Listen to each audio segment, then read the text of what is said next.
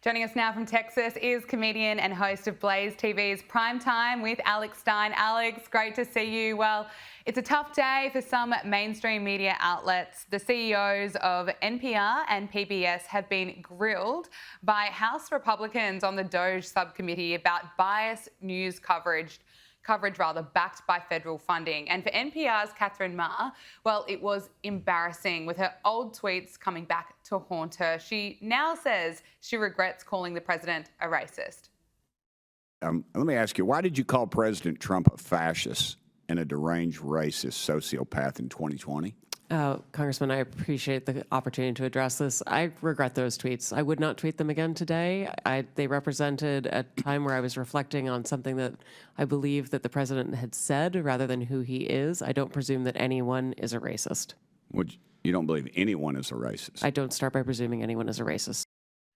It's uncomfortable to watch. And the NPR CEO then admitted that her organisation missed the mark in its lack of coverage of the Hunter Biden laptop scandal during the 2020 election and the origins of COVID. First of all, I do want to say that NPR acknowledges that we were mistaken in failing to cover the Hunter Biden laptop story more aggressively and sooner. Our current editorial leadership... Wuhan?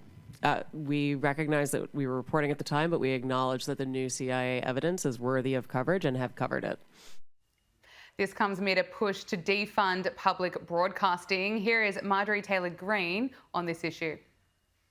The Corporation for Public Broadcasting is using taxpayer dollars to actively suppress the truth, suppress diverse viewpoints, and produce some of the most outlandish, ludicrous content.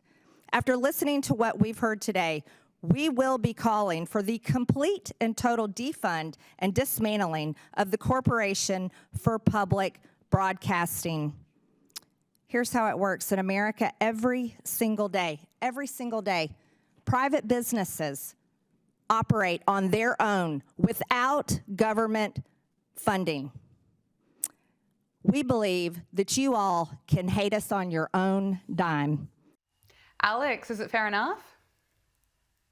Yeah, it's more than fair. And listen, America as a country, it's a great country, but America's government is not a great government. Our federal government is so incompetent that anything they touch, it turns to absolute garbage. And you can look at NPR. I mean, she's over there apologizing for calling Trump a racist, yet they did about 200 articles and even more than that when they talked about their public airwaves about the Russian collusion hoax. That all turned out to be a lie. And she got pressed on that. But these people, they have no consequences for their actions. So they can just go there and willy-nilly and speak about a president in the most terrible ways possible in order to try to help their political party. Because these people at NPR, they're not journalists. They're just creative writers at this point, and they do need to be defunded. And there were concerns after it was revealed last year that NPR has 87 editorial positions filled by registered Democrats in DC and 0 Republicans. I mean, surely that's a factor in potentially biased coverage. Well, obviously, and can you imagine if you even worked there and you're the lone conservative person, how terrible that would be? And I'm not even saying that it would have to be 50-50 liberals and conservatives that work there, but 87-0, I mean, talk about bias. And that's what's the main issue when it comes to this, is that there's a clear bias that helps one political party and is trying to hurt the other political party. And that's the opposite of what free speech is supposed to be about in this country. They are a government-funded organization that should be speaking out against the government, but not just speaking out against one side of the government. So, I'm happy to see them go. I'm sad for people losing their jobs. I don't want anybody to lose their job, but they are just a media arm of the Democratic Party at this point. And I think a lot of people are seeing that, questioning that, and really not trusting some media outlets. President Trump has pardoned Hunter Biden's former business partner, Devon Archer. He was convicted of swindling an American Indian tribe, but Archer became a key informant for House Republicans investigating Joe Biden's role in his family's foreign business dealings.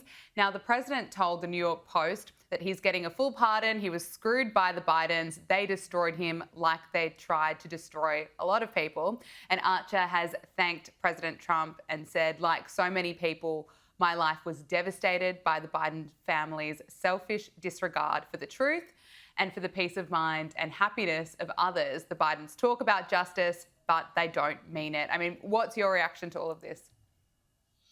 Well, we've spent the last 4 years talking about Hunter Biden's drug problem, the fact that he has a lot of skeletons in his closet. You know, he's been accused of leaving cocaine potentially in the White House. We don't know if that's true, but of all the negative things about Hunter Biden, it just shows you that Donald Trump is actually about class, that this person, Devon Archer, and whether or not they did something illegal, was in business with Hunter Biden. And when Devon Archer got in trouble, what did the Biden crime family do for him?